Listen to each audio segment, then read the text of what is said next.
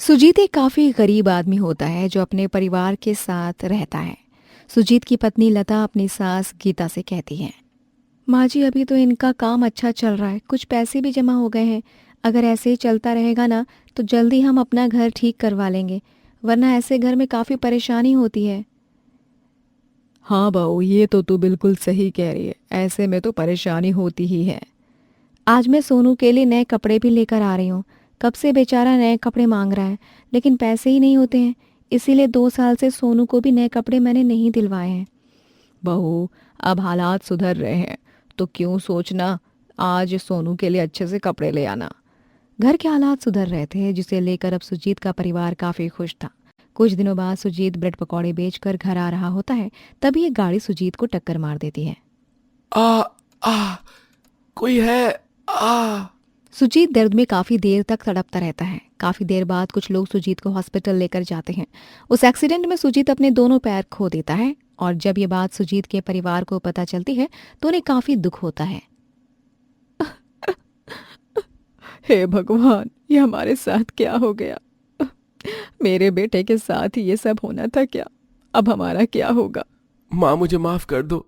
मैं अपने परिवार के लिए ज्यादा कुछ नहीं कर पाया। लता, मुझे माफ कर दो। अरे आप माफी क्यों मांग रहे हैं। जो भी हुआ है उसमें आपकी गलती थोड़ी ना है। जो हुआ वो एक हादसा था, और हादसा तो किसी के साथ भी हो सकता है ना। इसीलिए आप खुद को कोसना बंद करिए। सुजीत भी अब घर पर ही बैठ जाता है, जिस वजह से घर के हालात बिगड़ने लगते हैं। घर में तो कुछ भी राशन नहीं है। अब मैं क्या करूं। अगर इन्हें पता चला तो ये परेशान हो जाएंगे। एक बार माँ जी से बात करती हूँ इस बारे में। लता काफ़ी परेशान हो जाती है और अपनी सास के पास जाती है। माँ जी, घर में राशन भी नहीं है, और उधार राशन जब लेने गई थी तो उधार राशन देने से भी मना कर दिया, क्योंकि अभी तक हमने पहले का ही उधार नहीं चुकाया है। अब हम क्या करेंगे। लता अपनी सास से बात कर ही रही होती है, तभी वहाँ लता का बेटा सोनू आता है। माँ, मुझे स्कूल से घर भेज दिया। क्यों, स्कूल से घर क्यों भेज दिया। किसी ने कुछ कहा क्या। माँ, स्कूल की मैडम ने कहा है जब तक स्कूल की फीस नहीं भरेंगे मेरे माँ बाप, तब तक मुझे स्कूल जाने की ज़रूरत नहीं है। आपने मेरी स्कूल की फीस नहीं भरी क्या? बेटा, तुझे तो पता ही है ना, तेरे बाबा की तबीयत खराब है। मैं कुछ दिनों में स्कूल की फीस भर दूंगी। अच्छा, अभी ज़रा बाबा के पास जाओ, देखो तो वो क्या कर रहे हैं। सोनू जैसे ही वहाँ जाता है तभी गीता कहती है, बहू, ऐसे तो हम नहीं रह सकते। सोनू का भी भविष्य है और घर के बारे में भी देखना है। सुजीत की दवाई, घर का राशन, ये सब भी देखना है। माँ जी, हम अब सुजीत जी के बदले ब्रेड पकौड़े बेचते हैं। वो काम नहीं कर सकते तो क्या हुआ, हम तो काम कर ही सकते हैं ना, कमाई तो होगी। बहू, तू बात तो बिल्कुल सही कह रही है, लेकिन लोगों को सुजीत के हाथों के ही ब्रेड पकौड़े पसंद हैं। उन्हें हमारे हाथ का स्वाद कुछ अच्छा नहीं लगेगा। हमें कुछ और सोचना चाहिए। दोनों सास बहू काफ़ी ज़्यादा परेशान हो जाती हैं। कुछ दिनों बाद सब साथ बैठे होते हैं, तभी लता कहती है, सुजीत जी, ये जो आप ब्रेड लाते थे ये काफ़ी सस्ती मिल जाती हैं, लेकिन हम ब्रेड का कुछ और नहीं बना सकते हैं क्या। ब्रेड का तो बहुत कुछ बन सकता है। माँ, हमारे स्कूल में जब स्टॉल लगाए गए थे ना, तो ब्रेड का पिज़्ज़ा भी लगाया गया था स्टॉल में, और वो बहुत ही अच्छा बना था। आप क्या घर में ब्रेड पिज़्ज़ा बना रही हो? नहीं बेटा, हम ब्रेड पिज़्ज़ा नहीं बना रहे हैं, बल्कि ब्रेड पिज़्ज़ा का ढाबा खोल रहे हैं। मैं कुछ समझा नहीं। अब हम ब्रेड पिज़्ज़ा बेचा करेंगे। ब्रेड पिज़्ज़ा के बारे में काफ़ी पहले मैंने भी सुना था।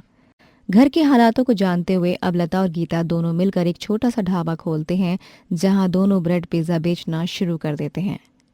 अरे वाह, हमारे गांव में ब्रेड पिज़्ज़ा। मुझे तो ब्रेड पिज़्ज़ा बहुत पसंद है, लेकिन हमारे गांव में कभी खाने को ही नहीं था। अरे, तो अब क्या सोच रही हैं। अब तो हमारे गांव में भी ब्रेड पिज़्ज़ा का ढाबा खुल चुका है। तो हम यहाँ क्यों खड़े हैं, चल ना ढाबे पर चलते हैं ब्रेड पिज़्ज़ा खाने। दोनों सहेलियां ढाबे पर जाती हैं। अरे, ज़रा हमें भी ब्रेड पिज़्ज़ा खाने को दे दो, और एक पैक भी कर देना, मैं तो घर भी लेकर जाऊंगी, घर पे भी तो सबको खिलाऊं। ऐसे ही कुछ दिनों में वहाँ सबको ब्रेड पिज़्ज़ा काफ़ी पसंद आने लगता है। गरीब ब्रेड पिज़्ज़ा ढाबा अच्छा चलने लगता है, और ये देखकर आसपास के लोग जलने लग जाते हैं। मैं इतने समय से यहाँ पर चाट बेच रहा हूँ, लेकिन आज तक मेरे ठेले पर कभी इतनी भीड़ नहीं हुई जितनी भीड़ यहाँ हुई है। इस ब्रेड पिज्जा की वजह से कोई मेरे ठेले पर नहीं आता था, तो अब से मैं भी ब्रेड पिज्जा ही बेचा करूंगा। तुम बिल्कुल सही कह रही हो। अरे वो उमाकांत है ना, वो भी ब्रेड पिज्जा बेचने लग गया। अब उसके दिन के 3,000 4,000 तो बन ही जाते हैं। हम सब यहाँ अच्छे से अपना काम कर रहे थे, लेकिन दोनों सास बहू के आने के बाद से तो हमारा काम ही ठप पड़ गया। और वो कहते हैं ना, दूसरों का भला हम तब ही कर सकते हैं जब हम खुद का भला करें। मैं भी अब ब्रेड पिज्जा बेचना ही शुरू कर रहा हूँ। धीरे धीरे करके उसकी सड़क पर काफी लोग ब्रेड पिज्जा बेचने लग जाते हैं, जिस वजह से सास बहू का काम धीमा पड़ जाता है। बहू, अचानक से हमारा काम धीमा पड़ गया है, अब हम क्या करें? माँ जी, पहले भी तो परेशानी आई थी ना, लेकिन उन परेशानियों से ही तो लड़कर आज हम यहाँ खड़े हैं। भगवान देख रहे हैं, वो आज बुरा करके कल को हमारे लिए कुछ बहुत अच्छा करेंगे।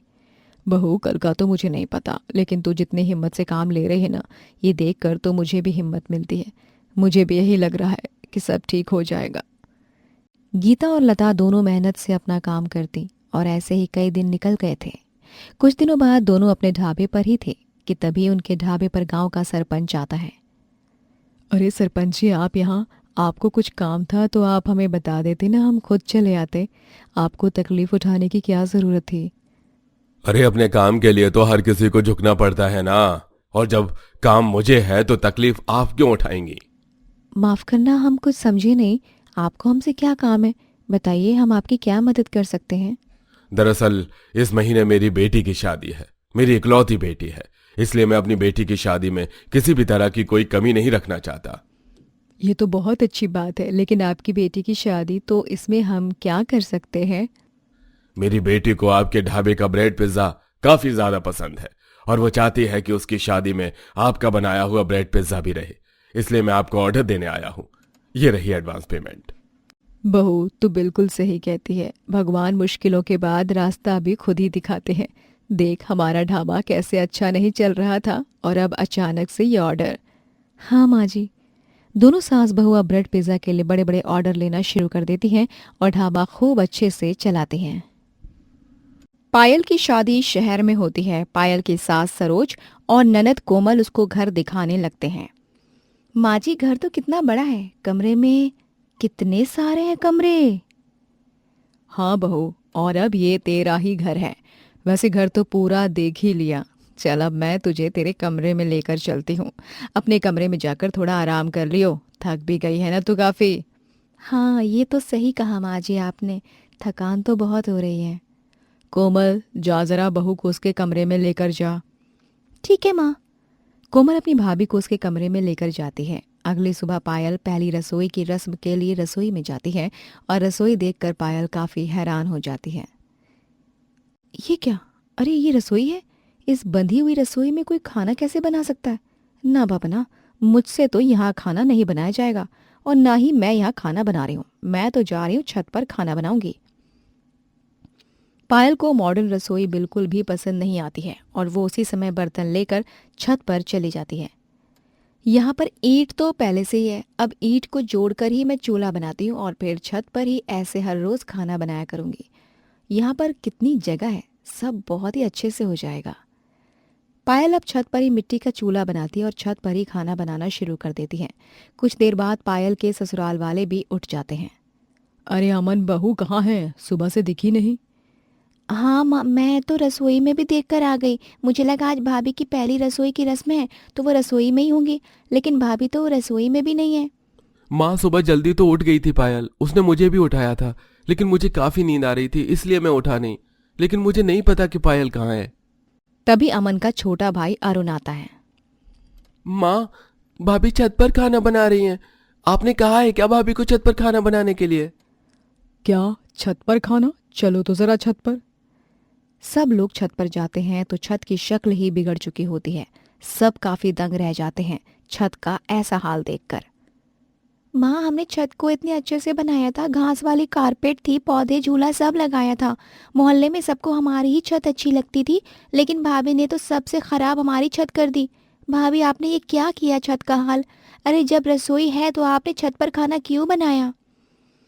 आप सब लोग यहाँ? अरे ननद जी, वो क्या है ना, रसोई बहुत ही बंधी हुई लग रही थी और मुझे चूल्हे पर खुले में खाना बनाने की आदत है। हमारी इतनी बड़ी छत है तो छत का सही से इस्तेमाल भी करना चाहिए। हाँ, बस इसीलिए मैं छत पर ही खाना बनाने आ गई। अरे बहू, तुझे अगर हमारी रसोई में खाना बनाना नहीं आता है तो इसमें कोई बड़ी बात नहीं है। अरे हम लोग हैं ना तुझे सिखाने के लिए। छत पर खाना बनाने की कोई ज़रूरत नहीं है। नहीं माँ जी, अरे जिसको जो अच्छा लगता है वैसे करने दीजिए ना। मैं आप लोगों में से किसी की नहीं सुनने वाली हूँ। मुझे तो छत पर ही खाना बनाना अच्छा लगता है और मैं छत पर ही बनाऊंगी। अच्छा आप सब नीचे जाओ ना, खाना बन गया है। मैं थोड़ी देर में सबके लिए खाना लेकर आती हूँ। पायल की जिद के आगे कोई कुछ नहीं कर पाता और अब पायल ऐसे ही हर रोज छत पर खाना बनाया करती। कुछ दिनों बाद बारिश का मौसम बन रहा होता है जिसे देखकर सरिता कहती है, बहू लगता है काफी बारिश होने वाली है। तो एक काम कर, नीचे आज जाकर खाना बना ले। छत पर चूल्हा जलाएगी और अगर बारिश हो गई तो तेरी मेहनत खराब हो जाएगी। अरे माँ जी, आप ना ऐसे परेशान मत होइए, है ना। सब ठीक हो जाएगा, कोई दिक्कत नहीं आएगी। अरे मैं भी तो ढीठ हूँ, आप देखती जाओ बारिश होते हुए भी छत पर मैं कैसे खाना बनाती हूँ। पायल एक बड़ी सी तरपाल लेकर छत पर चली जाती है और तरपाल को डंडे की मदद से चारों तरफ से ऊपर से बांध देती है। हो गई ना छत की भी छत। अब बारिश में खाना भी आराम से बन जाएगा और कोई नुकसान भी नहीं होगा। खुले में खाना भी बनेगा और खाना जो है बारिश की वजह से रुकेगा भी नहीं। तेज बारिश में भी जब पायल छत पर खाना बनाकर सबको देती है तो सब हैरान हो जाते हैं। माँ, अब ना बहुत हो रहा है। भाभी को देखकर तो बिल्कुल भी ऐसा नहीं लग रहा है कि भाभी जिंदगी में कभी हमारी रसोई का इस्तेमाल करेंगी। लेकिन इतना तो ज़रूर पता चल रहा है कि भाभी हमारी छत का सत्यानाश ज़रूर करने वाली है। माँ, आप भाभी को कुछ समझाओ ना। मैं तो समझा समझा कर थक चुकी हूँ। बहुत बार समझा दिया है लेकिन ये नहीं मानती है। माँ जी, ननद, आप क्या खुसुर फुसुर कर रही हो। भाभी आपके बारे में ही बात कर रहे थे कि कब तक आप ऐसी छत पर खाना बनाती रहोगी। फिर तो तुमने गलत सवाल किया है ननद जी। अरे छत पर खाना बनाने में आखिर परेशानी ही क्या है। मैं तो सोच रही हूँ रोज रोज नीचे से छत पर बर्तन ले जाने से अच्छा है सारे बर्तन अब छत पे ही रख दूँ। नहीं नहीं भाभी, आप छत पर खाना बनाती हो, इससे ही हमें बहुत परेशानी होती है। आप बर्तनों पर मेहरबानी कर दो बस। हाँ। पायल किसी की सुन ही नहीं रही थी। कुछ दिनों बाद पायल छत पर खाना बना रही होती है, तभी अपनी छत से पड़ोसन गीता मजाक बनाने लगती है। अरे सरोज की बहू, गांव से शहर क्यों आई है? गांव में ही रहना था ना। आप ऐसे क्यों कह रही हैं? और मैं गांव में ही क्यों रहूं? क्योंकि शहर में आने का भी तो कोई फायदा नहीं है। गांव और शहर का पूरा फर्क तूने तो मिटा दिया। अरे इसी तरह अक्सर लोग पायल का मजाक बनाने लगते हैं। पायल को ये सब काफी ज्यादा बुरा भी लगता है। कुछ दिनों बाद पायल बाजार से सामान लेकर आती है। पड़ोसन रमा रोकती है। अरे पायल बहू, वो क्या है ना, गाय ने हमारे घर के आगे गोबर कर दिया है, तो तू उसे लेकर चली जा। मैं क्या गोबर वाली दिख रही हूँ? अरे छत पर रसोई बनाई है तो तू गोबर का भी इस्तेमाल कर लेगी ना। गंवार तो है ही तू, चल लेकर चली जा। पड़ोसन की बात पायल को काफ़ी ज़्यादा बुरी लगती है और वो घर आकर रोने लगती है। पायल की रोने की आवाज़ सुनकर वहाँ सब आ जाते हैं। पायल, क्या हुआ? तुम रो क्यों रही हो? अरे पायल, तुम रो क्यों रही हो? माँ जी, मैंने छत पर चूल्हा बनाकर क्या पाप कर दिया है? सब गंवार क्यों कह रहे हैं मुझे? मैं क्या गंवार हूँ? पढ़ी लिखी हूँ मैं तो। बहू देख, अगर मैं सच बताऊं तो बुरा मत मानियो। गंवार वाली हरकतें तो तू कर रही है। अरे मैं मना नहीं कर रही हूँ खुले में खाना बनाने से, लेकिन देश के हिसाब से भेष बदलना पड़ता है। जब यहाँ मॉडर्न रसोई है तो तू छत को क्यों खराब कर रही है? भाभी, यही बात हम आपको कब से समझाने की कोशिश कर रहे हैं। कभी कभी हालातों को देखकर भी खुद को बदल लेना चाहिए ना। और हर बार बदलाव खराब नहीं होता है, कभी कभी अच्छा भी तो होता है ना, और ज़रूरी भी। शायद आप लोग सही कह रहे हो, मुझे ही समझना चाहिए था। पायल को अपनी गलती का एहसास होता और अब वो छत पर खाना बनाना छोड़ देती है। उमा और कोमल दोनों ही एक छोटे से गांव में रहती हैं, जहां उनका एक छोटा सा ढाबा होता है। सुबह सुबह उमा अपनी बहू को उठाने लगती है। अरे कोमल बहू, उठेगी नहीं? ढाबा खोलना है। माँ जी, कल रात देर से सोई थी इसीलिए अभी आंख नहीं खुली। समय क्या हो रहा है? बहू अभी तो समय है, उठ जा, मैं कुछ खाने को बना लेती हूँ तब तक। दोनों सास बहू थोड़ी देर बाद अपने ढाबे पर जाते हैं और ढाबे पर खाना बनाकर ग्राहक के आने का इंतजार करने लगते हैं। लेकिन काफी देर तक कोई ग्राहक नहीं आता। माँ जी, इतनी देर हो गई, अब तक कोई ग्राहक भी नहीं आया। ये तो रोज का ही होता जा रहा है। हम ढाबा खोलते हैं और थोड़ी बहुत कमाई होती है, फिर शाम हो जाती है। ऐसे कब तक चलता रहेगा? बहू पता तो मुझे भी नहीं है, लेकिन अब जो हालात चल रहे हैं ना, उसे देखकर तो मैं भी कुछ नहीं कह सकती हूँ। हम तो बस सब्र से ही काट सकते हैं। माँ जी, हम इतनी मेहनत कर रहे हैं, हर रोज़ यहाँ अपना ढाबा खोलते हैं, इतनी मेहनत से खाना बनाते हैं, सब सामान लाते हैं। मैं तो बस इतना ही चाहती हूँ कि कम से कम हमारी मेहनत का तो मिल ही जाए। बहू हमें अभी ना बस अपनी मेहनत पर ध्यान देना चाहिए। देर सवेर हमें हमारी मेहनत का फल ज़रूर मिलेगा। काश हमारा चांद पर ढाबा होता। अगर हमारा चांद पर ढाबा होता ना, तब तो लोगों की भीड़ होती हमारे ढाबे पर, और हम ही खाना बनाते हुए थक जाते। बहू तू भी ना कुछ भी बोलती रहती है। अरे चांद पर ढाबा कैसे मुमकिन हो सकता है? दोनों सास बहू अपने ढाबे को लेकर ऐसे ही अक्सर परेशान रहती हैं। ऐसे ही कई दिन निकल जाते हैं और शाम उमा ढाबा बंद करने जा रही होती है कि तभी कोमल अपनी सास को रोक देती है। माँ जी, आज ढाबा बंद मत करिए, मेरा मन है कि आज मैं ढाबे में ही सो जाऊं। बहू ये तू क्या कह रही है? तू अकेले ढाबे में कैसे सो सकती है? अरे अजीत के दुनिया से चले जाने के बाद हम दोनों का इस दुनिया में है ही कौन? और अगर तू भी ऐसे परेशान होकर यहाँ अकेले बैठ जाएगी तो मेरा क्या होगा? तू यहाँ क्यों रात में रहना चाहती है? हम घर चलते हैं ना। माँ जी, मैं उदास हूँ, इसीलिए ढाबे में रात में नहीं रुकना चाहती, बल्कि मेरा मन है आज यहाँ रुकने का। और अगर आपको घर पर अकेला महसूस होगा तो आज हम दोनों ही यहाँ रुक जाते हैं ना, इससे आपको भी अकेला महसूस नहीं होगा। अरे चल ठीक है बहू, अगर तू ऐसा चाहती है तो ऐसा ही सही। रात के समय दोनों सो रहे होते हैं, तभी कोमल को सपना आता है। माँ जी, अब तो हमारा चांद पर ढाबा है, देखना दिन दुगनी और रात चौगुनी होगी हमारी। बहू तू बिल्कुल सही कह रही है। अभी ही हमारे ढाबे में ग्राहक की इतनी भीड़ है, मुझे तो समझ नहीं आ रहा कि हम इतने सारे ग्राहक को अकेले कैसे संभालेंगे।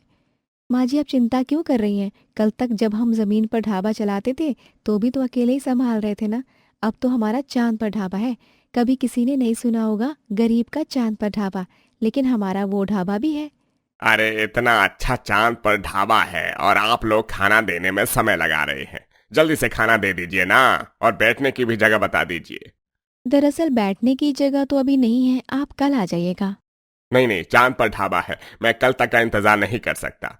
मुझे टेबल कुर्सी की जरूरत नहीं है, मैं तो चांद पर ही बैठकर खाना खा लूंगा। आप जल्दी से मुझे खाना दे दीजिए। बहन जी मैं भी कब से खाना मांग रही हूँ, अरे जल्दी से हमारे लिए भी खाना लगा दीजिए। अपने ढाबे पर ग्राहक की इतनी भीड़ देखकर दोनों सास बहू काफी खुश हो जाती हैं। बहू मैंने तो कभी सोचा भी नहीं था कि हमारे ढाबे पर कभी इतनी ज्यादा भीड़ भी होगी, लेकिन यहाँ तो इतनी भीड़ है। माँ जी, बात बाद में भी हो जाएगी, लेकिन अभी तो हमें जल्दी जल्दी हाथ चलाने चाहिए। देखिए ना, लोगों की भीड़ कैसे बढ़ती जा रही है। कोमल जल्दी से खाना लगा रही होती है, तभी उमा बाल्टी भर पानी लेकर कोमल के मुंह पर गिरा देती है। अब माँ जी, ये क्या? ढाबे पर ग्राहक की भीड़ लगी है और आपने मेरे मुंह पे पानी डाल दिया। बहू सपने देखना बंद कर।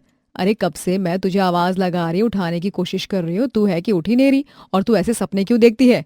अब माँ जी, अब सपने देखने का नहीं बल्कि सपने को सच करने का समय आ गया है। बहू ये तो क्या बोल रही है? क्या सच करना है? माँ जी, हमारा ढाबा चल नहीं रहा है ना, आप देखना हमारा ढाबा कितना अच्छा चलेगा।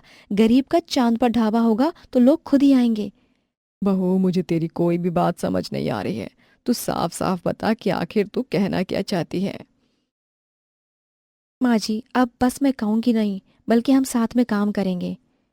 कोमल जुगाड़ लगाकर कबाड़ी की दुकान से आसपास से कुछ फालतू के सामान लेकर आती है और उसी से अपने ढाबे को पूरी तरह ढक देती है। बहू ये तो क्या कर रही है? मुझे तो कुछ समझ नहीं आ रहा। माँ जी, मैं चांद पर ढाबा बना रही हूँ, ये देख रही हूँ ना, पूरी सतह बिल्कुल वैसे ही लग रही है ना जैसे चांद की होती है। तो अब हम इस ढाबे को ऐसे बना देंगे जैसे ये चांद पर है। अरे वाह बहू, ये तो मैंने सोचा ही नहीं था। ये तो बहुत अच्छा आइडिया है। दोनों सास बहू अब कड़ी मेहनत करने लग जाती हैं और अपने साधारण से ढाबे को चांद वाला ढाबा बना देती हैं। एक हफ्ते की मेहनत रंग लाती है और वो ढाबा बिल्कुल ऐसा लगता है जैसे चांद पर ही हो। बहू ये तो बहुत ही सुंदर लग रहा है, बिल्कुल ऐसा लग रहा है जैसे ये ढाबा चांद पर ही हो। ऐसा ढाबा अगर ग्राहक देखेंगे तो वो काफी ज्यादा खुश हो जाएंगे। बहू तू तो बहुत समझदार है। माँ जी, वैसे तो मुझे भी नहीं पता था कि मैं इतनी ज्यादा समझदार हूँ, और अब भगवान चाहेंगे तो हमारा ढाबा खूब चलेगा। दोनों सास बहू का चांद पर ढाबा लोगों को काफी अच्छा लगता है। कुछ ही दिनों में लोगों में चांद पर ढाबा भी काफी मशहूर हो जाता है। वाह, चांद पर ढाबा, ये तो काफी अच्छा आइडिया है। ऐसा ढाबा तो मैंने कभी नहीं देखा। ऐसा ढाबा किसी ने देखा नहीं है, तभी तो हमने ऐसा ढाबा बनाया है। क्या मैं चांद पर ढाबे में कुछ फोटोज ले सकती हूँ? वो क्या है ना, मुझे फोटो लेना बहुत अच्छा लगता है और आपका इतना अच्छा ढाबा है, इतना अनोखा है कि मैं खुद को फोटो लेने से रोक नहीं पा रही हूँ। प्लीज मना मत कीजिएगा। इसमें मना करने वाली क्या बात है? अरे इतना अच्छा ढाबा है, लोगों को इतना पसंद आ रहा है तो फोटो लीजिए। आपको जितना मन करे उतनी फोटो लीजिए। ऐसे ही अब काफी लोग आने जाने लगते हैं। ढाबे पर थोड़ी सी देर में भी भीड़ खाली नहीं होती। ये तो बिल्कुल मेरे सपने जैसा हो गया। चांद पर ढाबा तो इतना अच्छा चल रहा है, ये तो मैंने कभी सोचा भी नहीं था। बहू, तूने बिना सोचे ही इतना अच्छा ढाबा तैयार कर दिया। उनका ढाबा काफी मशहूर हो गया था। कुछ दिनों बाद एक आदमी आता है। सुनिए, दरअसल मेरी शादी की सालगिरह है और मैं अपनी सालगिरह आपके इस चांद पर ढाबे पर मनाना चाहता हूँ। मैं इसके लिए आपको काफी अच्छे पैसे दूंगा। माँ जी, यहाँ तो लोग अपने अच्छे दिन को और अच्छा बनाने भी आ रहे हैं। अरे कुछ बताइए ना। जी हमें मंजूर है। इसी तरह अंत में लोग अब चांद पर गरीब के ढाबे की काफी सराहना करते हैं और ढाबा भी काफी अच्छा चलता है। निधि एक बौनी लड़की होती है जो अजय नाम के लड़के से प्यार करती है। अजय और निधि दोनों एक पार्क में मिलते हैं और अजय निधि से कहता है, निधि, अब बस मैं तुमसे और ज्यादा दिन अलग नहीं रह सकता। अरे परेशानी क्या है? हम दोनों एक दूसरे से इतना प्यार करते हैं तो तुम क्यों शादी के लिए मना कर रही हो? अजय, तुम तो जानते ही हो ना, मैं बौनी हूँ। मुझे पता है कि तुम मुझ में भले ही कोई कमी नहीं देखते हो, लेकिन तुम्हारे घर वाले भी तो है ना, और मुझे नहीं लगता है कि तुम्हारे घर वालों को मैं पसंद आऊंगी। तुम मुझे पसंद हो बस, इसके अलावा मुझे कुछ नहीं सुनना है। और अगर तुम्हें लग रहा है कि मेरे घर वाले तुम्हें स्वीकार नहीं करेंगे तो ठीक है, हम अभी मंदिर में शादी करेंगे और तब तो घर वालों को तुम्हें स्वीकार करना ही पड़ेगा ना। अजय, निधि, मुझे कुछ नहीं सुनना। आज ही हम शादी कर रहे हैं, मैं तुमसे और दूर नहीं रह सकता। अजय निधि से तुरंत मंदिर में जाकर शादी कर लेता है और फिर उसे अपने घर लेकर जाता है। अजय के साथ एक बौनी लड़की शादी के जोड़े में देखकर अजय की माँ और बहन दोनों हैरान हो जाते हैं। ये किसकी बच्ची है और ये शादी के जोड़े में यहाँ क्या कर रही है? माँ, ये निधि है, मेरी पत्नी। हमने शादी की है और अगर आपको निधि पसंद नहीं हो तो भी अब ये हमारे साथ ही रहेगी। तुझे ये बौनी ही लड़की मिली थी पूरी दुनिया में शादी करने के लिए? अरे अगर तुझे शादी करने का इतना ही भूत सवार था तो मुझे बताता ना, मैं तेरे लिए एक से एक लड़की देखती। माँ, मुझे निधि ही पसंद है और अब आपको भी निधि को स्वीकार नहीं पड़ेगा। इसके आगे मुझे कुछ नहीं सुनना। अजय की वजह से निधि को कोई कुछ नहीं कहता है, लेकिन निधि को उसकी सास और ननद बिल्कुल भी पसंद नहीं कर रहे थे। माँ, भैया ने ये बहुत गलत किया। मुझे तो घर से निकलने में भी शर्म आ रही है। हर कोई मजाक बनाएगा हमारा। 2 दिन हो गए, मैं तो घर से बाहर तक नहीं गई हूँ। यही तो मैं भी सोच रही हूँ, लेकिन मैं भी कम नहीं हूँ। उस लड़की की वजह से मेरा बेटा हमारे खिलाफ गया है ना। मैं भी उस लड़की को ऐसा सबक सिखाऊंगी, याद रखेगी वो। नीलम और प्राची दोनों ही अब निधि को परेशान करने के लिए नए नए तरीके ढूंढने लगते हैं। कुछ दिनों बाद निधि रसोई में उछलते हुए नमक का डब्बा उतार रही होती है। ओह, ये डिब्बा इतनी ऊपर क्यों है? स्टूल भी आ नहीं है, अब मैं इसे कैसे उतारूं?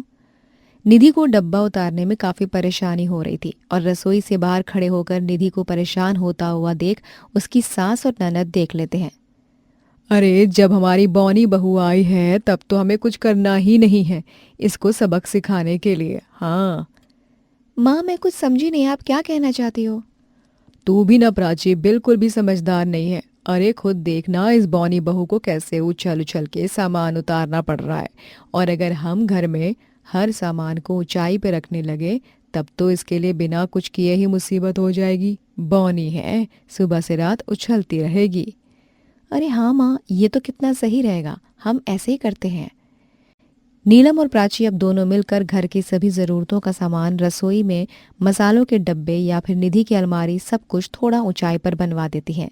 ये सब देखकर निधि काफ़ी ज़्यादा परेशान हो जाती है। हे भगवान, माजी और प्राची ने तो कुछ ही दिन में घर का पूरा नक्शा ही बदल दिया, लेकिन अब मुझे खुद ही बिना अजय की मदद से माजी और प्राची का दिल जीतना होगा।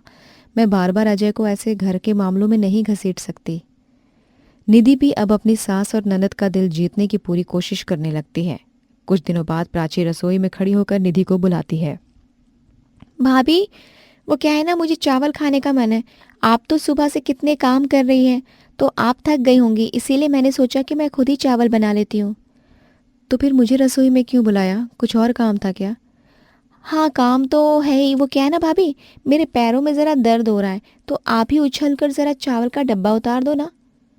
अ, अ, ठीक है, मैं चावल का डब्बा उतार देती हूँ। निधि उछल उछल कर डब्बा उतारने की कोशिश करने लगती है और ऐसे में ही निधि को काफ़ी समय लग जाता है। अरे भाभी, एक काम बोला है आपसे, उसमें भी इतना समय लगा रही हो। थोड़ा जल्दी करो ना, मुझे भूख लग रही है। बौनी हो इसीलिए इतना टाइम लगा रही हो ना। ऐसे ही अक्सर प्राची और नीलम दोनों मिलकर निधि को परेशान करते रहते हैं। कुछ दिनों बाद नीलम और उसकी पड़ोसन राधिका दोनों बात कर रहे होते हैं। निधि चाय लेकर आती है। निधि बहू, तेरी आंखें हैं फिर भी तुझे दिखाई नहीं देता क्या? माँ जी, आप क्या कह रही हैं? तुझे घर नहीं दिख रहा है क्या? इतने जाले लगे हुए हैं। वैसे तो तू इस घर की बहू बनती है, लेकिन घर को साफ रखने में हमेशा ही काम चोरी करती रहती है। माँ जी, अभी मैं थोड़ी देर में जाले साफ कर दूंगी। थोड़ी देर में क्यों भाई? जो काम अभी बोला गया है उसे अभी करने में क्या तुझे शर्म आ रही है? चल जल्दी से जाले साफ कर। निधि स्टूल लेकर जाले साफ कर रही होती है और स्टूल बार बार हिल रहा होता है। भगवान, बस मैं स्टूल से ना गिर जाऊं। वैसे भी मुझे बहुत डर लग रहा है। निधि को ऐसे परेशान देखकर नीलम काफी खुश हो रही थी। राधिका, देख रही हो ना मेरी बौनी बहू को? कभी उछलकर जाले साफ कर रही है तो कभी डंडे से, जो कि बार बार गिर रहा है। देख लो मेरी बौनी बहू का कमाल। कुछ भी कहो, बौनी बहू की वजह से हंसी तो बहुत आती होगी। तुम्हारा तभी खून इतना बढ़ रहा है। अजय अब घर में वापस से बदलाव करता है और इस बार घर का बदलाव बौनी बहू के हिसाब से होता है। दरवाजे छोटे, घर की हर चीज काफी नीचे थी। माँ, भैया ने ये क्या कर दिया? मैं अपने कमरे में जब भी जा रही हूँ तो कभी मेरे कमर पर लग रही है तो कभी सर पर लग रही है। मैं अपनी कमर पकड़े हुए क्यों हूँ? तुझे क्या ये दिखाई नहीं दे रहा? अरे मेरी कमर में भी इसी वजह से दर्द हो रहा है। हर काम झुक कर करना पड़ रहा है, कमरे में भी झुक कर जाना पड़ रहा है। तो भैया को कुछ बोलो ना। आने दे तेरे भाई को घर पर, बात करती हूँ मैं उससे। शाम के समय अजय ऑफिस से घर जाता है और सामने उसकी बहन, माँ और पत्नी थी। क्या हुआ? तूने घर का नक्शा क्यों बदल दिया? तुझे पता भी है सुबह से झुक झुक कर मेरी कमर दर्द हो गई। और आपने कभी सोचा निधि को परेशान करने से पहले घर की रैक, अलमारी सबको ऊंचाई पर करवा दिया? हर एक किसी की कमी का मजाक उड़ाना कब से ठीक हो गया। अब जब आप निधि की जगह आई तो समझ आया कि निधि को कितनी परेशानियों का सामना करना पड़ता है। आपका एक दिन में ये हाल हो गया। निधि कब से आपकी सुन रही थी। अजय की बात सुनकर सास और ननद दोनों चुप हो जाते हैं और उसी समय बौनी बहू को और उसकी रसोई को स्वीकार कर लेते हैं। शीला अपने सास गायत्री और पति के साथ एक छोटे से गांव में रहती है। रात के समय दोनों सास बहू बेटे सुधीर का इंतजार कर रहे होते हैं। अरे ये सुधीर कहाँ रह गया? इतनी रात हो गई है, उसका तो कुछ अता पता ही नहीं है। माँ जी, इनका तो कुछ पता रहता भी नहीं है। हाँ, कब घर आते हैं, कब घर से जाते हैं, घर की कोई चिंता भी नहीं है। बहू, सुधीर को समझाने का भी कोई फायदा नहीं है। वो किसी की सुनता भी नहीं है, हर वक्त बस अपनी ही चलाता है। तभी सुधीर नशे में धुत होकर घर आता है। ये क्या है? खाना क्यों नहीं बना अब तक? और तुम लोग ऐसे क्यों बैठे हो? तू फिर से आज पी कर आ गया? अरे तुझे कितनी बार समझाया इतना मत पिया कर। तेरी वजह से घर के हालात और खराब हो रहे हैं। तुझे घर दिखाई नहीं देता है क्या? नहीं, मुझे घर नहीं दिखाई देता है। मुझे तो बस अपनी शराब दिखाई देती है। और जल्दी से मेरे लिए खाना लगाओ, मुझे बहुत ज्यादा भूख लगी है। अरे घर में खाने के लिए कुछ होना भी तो चाहिए ना। राशन खत्म हो गया है। आपको कितनी बार कहा है राशन ले आइए, लेकिन आपको अपनी शराब के आगे कहाँ ही कुछ दिखता है। मुझसे जुबान लड़ा रही है? राशन चाहिए, जा नहीं लाया राशन, जो करना है कर ले। एक तो पति थका हारा घर आता है, पति को पानी पूछने की जगह ताने दिए जा रहे हैं। सुधीर नशे की वजह से अक्सर अपने परिवार वालों के साथ बहुत ही गलत बर्ताव करता है। ऐसे ही कई दिन निकल जाते हैं। कुछ दिनों बाद शीला खाना बनाने जाती है तो देखती है घर का राशन खत्म हो गया है। हे भगवान, अब क्या होगा? घर में तो बिल्कुल भी राशन नहीं है। कुछ दिन पहले जो उधार राशन लाई थी वो भी खत्म हो गया। अब घर में खाना क्या बनेगा? शीला काफी उदास बैठी होती है। तभी वहां गायत्री आती है। बहू, क्या हुआ? तो इतना उदास क्यों बैठी है? माँ जी, अब मैं आपको क्या बताऊं। घर में बिल्कुल भी राशन नहीं है और ना ही हाथ में पैसे। उधार जो राशन लाई थी वो भी खत्म हो गया। अब मुझे ये समझ नहीं आ रहा हम लोग खाएंगे क्या। दुकान वाला भी अब तो उधार नहीं देगा, क्योंकि पहले का ही उधार चुकाया नहीं हमने। बहू, अब बस बहुत हो गया है। हम कब तक ऐसे ही हालातों की वजह से हाथ पे हाथ रखकर बैठे रहेंगे? मुझे यही लगता है कि अब हमें कोई भी काम करना चाहिए। माँ जी, मुझे भी यही लगता है कि हम कोई काम करते हैं, किसी के आगे हाथ फैलाने से तो अच्छा ही रहेगा ना कि हम कोई काम करें। लेकिन माँ जी, हम करें तो क्या करें? हमें तो कुछ आता भी नहीं है। बहू, ये सवाल तो तूने बिल्कुल सही किया है। हम तो कुछ खाने पीने का भी नहीं बेच सकते हैं। मुझे तो बस दाल चावल ही आता है, और वो तो कोई खाएगा भी नहीं। अरे माँ जी, हम पानी पूरी बेच सकते हैं। आपको पता है, मायके में मैं जब भी पानी पूरी बनाती थी ना, तो वहाँ आसपास के लोगों को भी बहुत पसंद आता था। सब खाने के लिए आते थे। बहू, फिर सोचना क्या है, हम पानी पूरी का ही ठेला लगाते हैं। दिशा मिलते ही दोनों सास बहू अब अपना पानी पूरी का ठेला लगाने लगती हैं। आओ भाई, सास बहू की बढ़िया पानी पूरी खाओ। ऐसी पानी पूरी आपने कभी नहीं खाई होगी। एक बार खाओगे बार बार आओगे। सोचना क्या है भाई, आओ आओ, पानी पूरी खाओ बढ़िया वाली। ऐसी पानी पूरी कहीं मिलेगी नहीं। हाँ हाँ भाइयों और बहनों, आओ पानी पूरी खाओ। दोनों बाजार के बीच में अपना ठेला लगाते हैं। आंटी, पानी पूरी कितने की है? बेटा, 10 की 6 पानी पूरी है। आंटी, हर जगह तो 10 की 4 पानी पूरी है। आप इतने कम पैसों में इतनी ज्यादा पानी पूरी क्यों दे रही हो? बेटा, हम तो बस चाहते हैं कि लोग यहाँ पानी पूरी खाने आए तो उनके यहाँ से वापस जाने से पहले उनके मुंह से हमारी पानी पूरी का स्वाद ना चला जाए, इसीलिए थोड़ी ज्यादा दे रहे हैं। आंटी, मुझे भी खिला दीजिए। ऐसे कुछ दिनों में दोनों सास बहू का पानी पूरी ठेला काफी मशहूर हो जाता है। हर किसी को उनकी बनाई पानी पूरी काफी पसंद आ रही थी। माँ जी, हमारा पानी पूरी का ठेला तो काफी अच्छा चल रहा है, लोगों को काफी पसंद भी आ रहा है। हाँ बहू, ये सब तेरी वजह से ही हुआ है। अच्छा है, अब हमें सुधीर के ऊपर निर्भर नहीं रहना पड़ेगा। सास बहू अब अपना काम कर रही है। धीरे धीरे सब ठीक होने लग रहा था, लेकिन सास बहू के पानी पूरी ठेले की वजह से आसपास के ठेले वालों का काम नहीं चल रहा था। बस बहुत हो गया। इन दोनों सास बहू की वजह से हमारा काम नहीं चलता। अब इनको ज्यादा दिन इस बाजार में नहीं रहने देंगे। हाँ, अब बहुत हो गया। हमने कुछ कहा नहीं, औरत है समझ के, लेकिन इन्होंने तो हमारे पेट पर ही लात मार दी। आसपास के लोगों में दोनों सास बहू के खिलाफ काफी गुस्सा था। उसी शाम सुधीर से वो आकर मिलते हैं। अरे सुधीर भाई, तुम अपनी पत्नी को कैसे संभालते हो? तुम्हारे पेट पीछे पानी पूरी बेचने के नाम पर पता नहीं क्या क्या करती रहती है। वहां हमेशा ये आदमी खड़े रहते हैं। नहीं नहीं, ये तुम कुछ भी कह रहे हो। मैं अपनी पत्नी को जानता हूँ। आपको मानना है तो मानो। अब हम झूठ थोड़े बोलेंगे। तुम्हारी पत्नी ही ऐसी है। तुम्हारी माँ भी कुछ भी नहीं कहती है। हम तो तुम्हें बता रहे थे, बस आगे तुम्हारी मर्जी। सुधीर को अब अपनी पत्नी पर शक होने लगता है। अगली सुबह सुधीर पानी पूरी के पानी में काफी पानी मिलाने लगता है। पानी पूरी का ठेला क्या लगाने लग गए ये दोनों सास बहू, खुद को समझने क्या लगे। अब देखता हूँ मैं भी कि कितने दिन तक इनका पानी पूरी का ठेला रहेगा और कब तक इनकी अकड़ रहेगी। दोनों सास बहू अपना ठेला वापस से बाजार में लेकर जाते हैं और ग्राहक को गोलगप्पे खिलाने लगते हैं। ये क्या है? हमें आपके पानी पूरी पसंद क्या आने लग गए? आप मिलावट वाली पानी पूरी खिलाने लगोगे क्या? मुझे नहीं खाने। एक दिन में कई ग्राहक ने सास बहू की पानी पूरी की बुराई की थी और ऐसे ही कई दिनों तक चलता रहता है। माँ जी, हमारे साथ क्या हो रहा है? कुछ ही दिनों में लोग हमारी पानी पूरी की इतनी ज्यादा बुराई कर रहे हैं, ऐसा क्यों? कुछ ही दिनों में हमारा काम तो लगता है बंद हो जाएगा। बहू, ये तो मुझे भी नहीं पता कि आखिर हमारे साथ हो क्या रहा है। दोनों सास बहू काफी परेशान हो जाते हैं और ऐसे ही कई दिन निकल जाते हैं। कुछ दिनों बाद सास बहू पानी पूरी बनाकर बाहर से घर आते हैं तो वो सुधीर को मिलावट करते हुए देखते हैं।